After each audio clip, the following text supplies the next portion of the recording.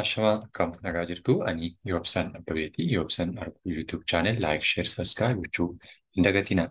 Eeyyeegaa hanga ammaatti namoonni na waliin turtan subscribe kan gootan kan irra deddeebiidhaan naaf daawwattan hundi keessaniyyuu ulfaadhaa galatoomaan isiniin jechuu barbaada. Warreen osoo like, share, subscribe godhiin akkasumaan ilaaltanii baatan immoo haga dandeessanitti waan isin kafashisu waan hin qabnee fi subscribe, share, like gochuu hin dagatinaan isin jechuu barbaada.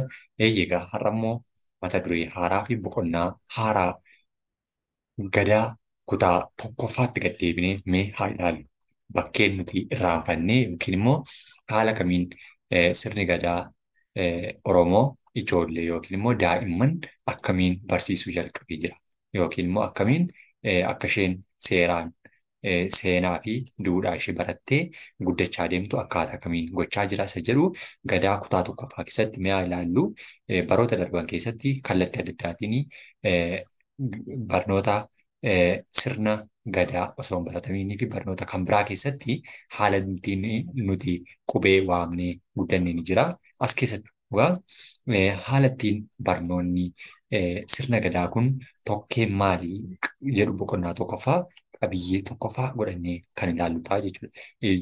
Ijoolleen yookiin daa'imman tokkeen maalii baratanii gaafa isaan guddatanii akkaataa kamiin of danda'u yookiin immoo akkaataa kamiin lakkoofsa waamuu danda'u isa jedhu kan waliin ilaallu ta'a.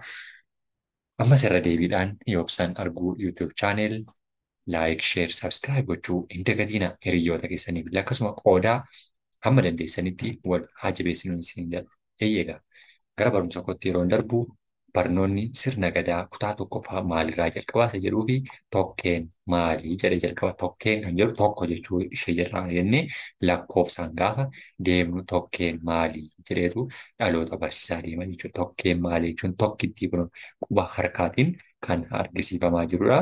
Tokkeen maalii yookiin tokkeen kunoo addanaallee agarsiisaa jira jechuudha. Tokkeen maalii tokkeen tokkichumaa.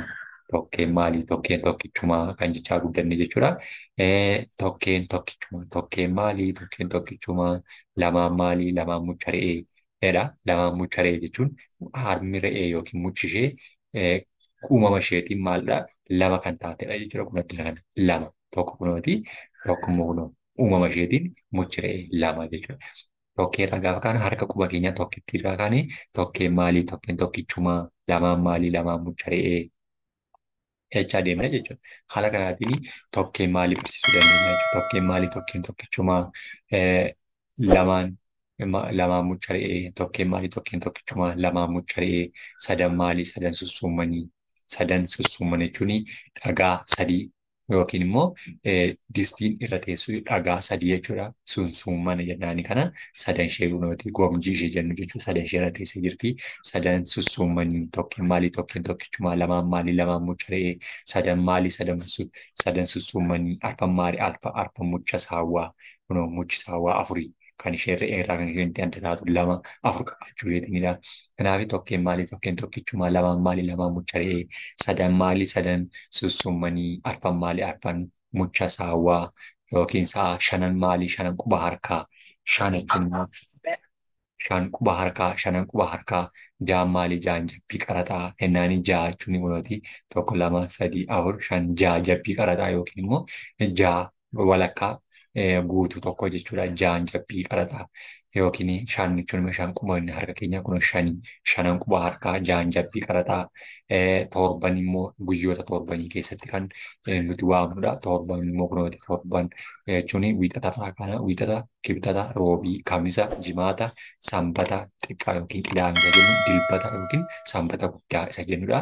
Kanaaf bara gaafa kaanu tokkeen maalii tokkeen tokkichumaa lamaan maalii lamaan mucha re'ee sadan maalii sadan sussuumanii arfan maalii arfan mucha saawwaa jaan maalii jaan jabbii qaraxaa torban maalii torban guyyoota torbanii torban yookiin immoo torban torbee torban naannoo sanbataa yookiin immoo torban guyyoota torbaa keenya keessatti torban naannoo sanbataa naannaanii torban isaanii jiru torban naannoo sanbataa saddeet maalii saddeettan saddeettan dhala leencaa. Saddeet jechuun immoo leenca saddeet dhalti. Saddeet keessaa immoo kan isheetti baatu tokko yookiin immoo gosa addaatu gosa isheen kaan godhollee fa'aa taati. Isheen kaan qeerransa gosa qeerransa isheen kaan iyyaa taati. Saddeettan dhala leencaati saddeet dhalti. Salgan yaa'ii booranaa. Salgan jechuun immoo yaa'iin booranaa sagaltu jiru. Yaa'ii sadi sadiidhaanidha. Sadii sadii sadii jedhaniitu yaa'ii sagal qaba. Sagalgan isaanii waa biraa keessatti yookiin kutaa kan shanaffaa keessatti kan ilaallitaa achi keessaa bal'inaan argachuu dandeessu. Salgan yaa'ii booranaa. Kurnan boolla saddeeqaa jechuun tapha saddeeqa jedhamtu kan taphatamu bakki ishee meeqadha? Boollan saddeeqadha. Kurnan boolla saddeeqaa jedhamtu kudhan qabdi. Kunuunsi tokko lama sadii afur shan ja'a torba saddeet sagal kudhan qabdi jechuudha.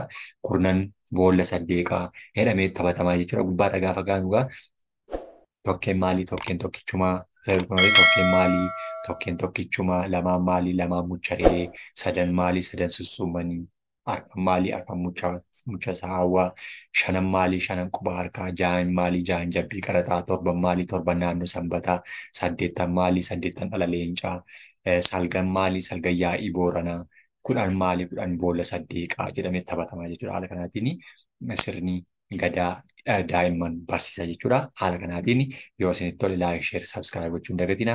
Boqonnaa lammaffaa keessatti immoo maal argannaa?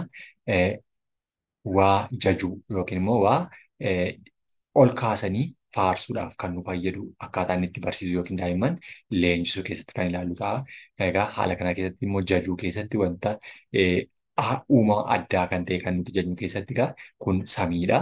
Samii fakkii samiitti kan inni nutti agarsiisaa jiru kun samii kuni maal ta'a samii utubaa malee dhaabbatu daa'imman maaliin baruu qabdi jechuudha.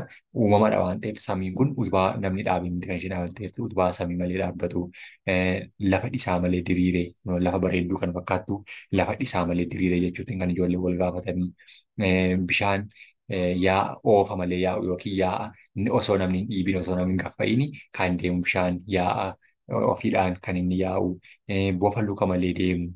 Bofni lukan qabdu luka malee kan deemu uumama dinqisiifachuudhaan uumama irraa hojjefachuutiin lukkuu mucha malee guddiftu lukkuu mucha hin qabdu garuu haammattee inni guddifatti cuucolii ishee kanaaf lukkuu mucha malee guddifattu gaangee dhala malee hafte yookiin gaangeen hin dhaltu jedhamee kan beekamu baroota ammaa kana haala adda addaatiin iyyuu uumamni sun yoo faallaa ta'aa jiraate gaangeen hin dhaltu uummoo dhukkuba malee aadu uummoon meedaa keessa yeroo inni jiraatu keessatti namoonni naannoo sana itti beekamu ofuma osoo inni aaduutti argama. Kanaaf uummoo dhukkuba malee aadu hiddii soora malee gabbatu hiddiin osoo namni tokko illee kunuunsiin kan isheen gabbattee bareeddee jetti nama hawwattu garuu nyaataaf kan hin taane taatee dinqisiifatamuudhaa fi haala isheen ittiin nama hawwattu ta'uu isheetiin kan jajamu jedhameetu beekama jechuudha. Haga boqonnaa tokko boqonnaa lama kana fakkaatti yoo isin tole laayik sheer sabskiraayib gochuu hin dagatina galatoomaa ulfaadha.